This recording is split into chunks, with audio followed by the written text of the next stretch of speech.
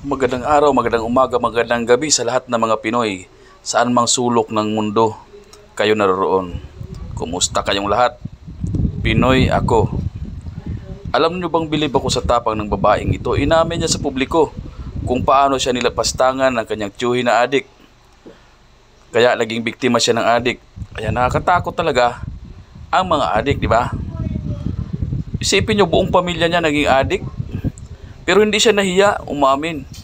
At nagpasalamat pa siya sa kay Pangulong Duterte dahil sa kamay na bakal na ipinatupad niya sa panahon ng siya nanungkulang bilang presidente. Napakalma niya. O yung iba sa mga tiyuhin niyang pati yung tatay niya daw ay napatigil niya sa paggamit ng droga. Kaya bilib ako sa tapang ng babaeng ito. Maganda yung kanyang mga kanyang sinasabi, hindi siya nahiya na siya ay Kaya bilib na bilib siya ngayon kay former president dahil sa nagawa nito sa buhay nila na kanyang pamilya. So yun nga, Pinoy, please like and share. At kung hindi ka pa nakasubscribe dito sa ating channel, paki-subscribe na. Pindutin mo na rin ang like button at ang notification bell para updated ka palagi sa ating mga video dito sa ating channel. I was just watching the full live telecast dun sa kay former President Rodrigo Roa Duterte. Kudos kay Representative Drixie Cardema. Totoo naman talaga yun. I myself, I was a victim of being molested by my uncle when I was 12 years old. He was an addict. Walang nangyari. Kasi pinagpasa Diyos ko na lang. Dumating ang time na madami akong naging kaibigang polis. Lalo na sa Intel, sa Invest, mga PD, yan.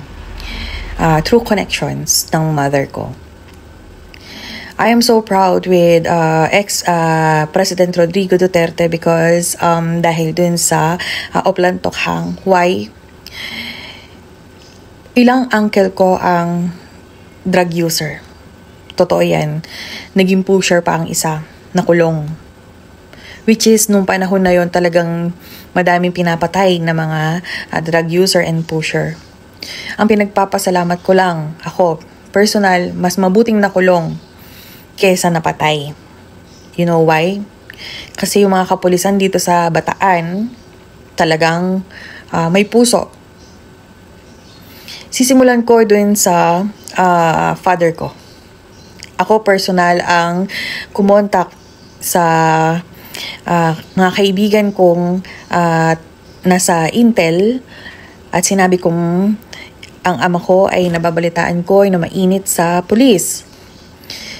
Ang sabi lang nila, the best thing you can do is let your father voluntarily na sumuko sa kanila. Patunayan niya na hindi na siya gumagamit or hindi siya ni minsan nag-push ng drugs. What I did is, tinawagan ko yung father ko. Sabi ko, tiwala ka ba sa akin? Sabi niya, wholeheartedly. Dinala ko siya sa Camp Tolentino kay Colonel Buslig. Andun yung mga kaibigan kong Intel kaharap. Kinausap nila ang father ko. Sabi ko, sir, this is my father who wanted to clean his name. Isa lang ang sinabi nila. Ora mismo, kaya mo bang magpa-drug test? Sumagot ang tatay ko.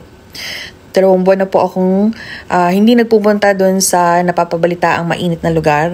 At matagal na po akong hindi gumagamit. Inaamin ko po na dati po akong nalulong sa droga. Pero ngayon po, ako ay nagbabagong buhay. Ora mismo, dinrug test ng father ko. Ang advice sa father ko, umuwi ka sa bahay nyo at ayusin mo ang pamilya mo. Ipanatag mo sarili mo. Hindi pa natigil doon ang issue. Nagkaroon naman ng problema sa mga uncle ko. Nabalitaan ko naman na i-raid daw ang bahay ng mga uncle ko. So, ako mismo talaga ang kumontak sa mga uncle ko na kung po pwede, mas maganda mag-voluntary submission kayo sa mga police na hindi totoo ang nababalita ang chismis. And then, what they did is, hindi sila kumibo. But I know. Hindi naman nila sasabihin sa akin yung surprise visit nila, diba? There was this time na binisit nila ang bahay. Wala silang napatunayan. So, inalagwa nila ang pamilya ko. To think na talagang maingay na ang EJK issue. Okay? Na sinasabi nila, mabalitaan lang na ganun, papatayin ka na.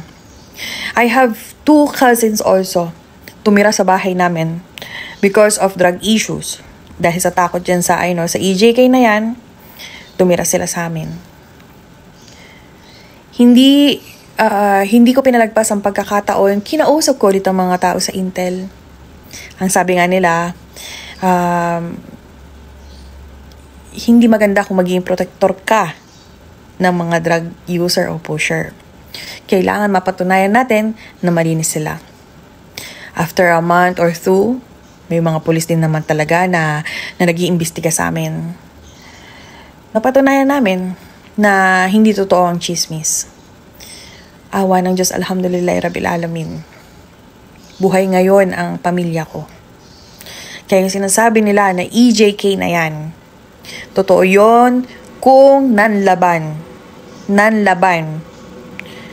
Itong mga uncle ko, hindi sila lumaban, kusa silang sumuko, ipinakita nila na ready silang magbagong buhay. At because of ex-President Rodrigo Duterte, nabigyan sila ng pangalawang pagkakataon ayusin ang kanilang buhay.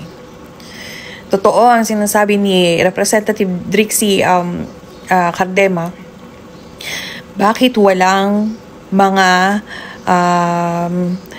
biktima ng mga drug addict na yan? Bakit ngayon puro mga ex-convict, puro mga napatay dun sa engkwentro ang mga nagiging witnesses ngayon dito sa Congress hearing? Bakit wala silang pinapatawag na mga witnesses naman ng na victim ng mismong mga drug addict at mga drug pushers? Hindi ako nandito para magkwento lang ng sabi-sabi. What I'm telling is a fact na ang pamilya ko ay binigyan ng pagkakataon ni ex-President Rodrigo Duterte para magbagong buhay. Kaya sakit na sakit ang loob ng buong pamilya ko, lalo na ng nanay ko, na nakikita na dinudurog nila ngayon si ex-President. Pero gusto namin ipaalam sa buong pamilya ni BP Sara, andito lang kami, taga-Bataan, sumusuporta sa inyo. Mabuhay kayo. Laban lang, laban.